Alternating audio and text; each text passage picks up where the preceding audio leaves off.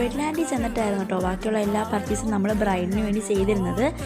ബ്രൈഡിനും അതേപോലെ ഫാമിലീസും എല്ലാം അവിടെ നിന്നായിരുന്നു. പിന്നെ നോയമ്പ് തുറക്കുള്ള സമയമായി. പിന്നെ വെറ്റ്ലാൻഡിൽ വെച്ചായിരുന്നു കേട്ടോ നോയമ്പ് മുറുക്കും എല്ലാം നമ്മൾ അവിടെ ആയിരുന്നു. ഒരുപാട് സമയം അധികരിച്ചിരുന്നു. കാരണം പിന്നെയും നമ്മൾ അവിടെ നിന്നെല്ലാം സെറ്റാക്കി ഇറങ്ങിയതിന് ശേഷം സ്റ്റിച്ചിങ്ങിന് വേണ്ടി വീണ്ടും നമ്മൾ ആർക്കെ വെഡ്ഡിങ് മാളിലോട്ട് വന്നു. അതെല്ലാം കഴിഞ്ഞിട്ടാണ് കേട്ടോ നമ്മൾ ഫുഡ് അടിക്കാൻ വേണ്ടിയിട്ട് പോകുന്നത്. ഫുഡ് അടിക്കാൻ വേണ്ടി നമ്മൾ പോയിരുന്നത് ഇവിടെ ആയിരുന്നു കേട്ടോ, ഹയാത്തിലായിരുന്നു. അങ്ങനെ ആർക്കേന്നൊക്കെ ഇറങ്ങി നമ്മൾ ഹയാത്ത് റെസ്റ്റോറൻറ്റിലോട്ടോ നമ്മളെല്ലാവരും കൂടി പോകുന്നത്. നമ്മൾ ഫാമിലി ഫുള്ളുണ്ട് കേട്ടോ.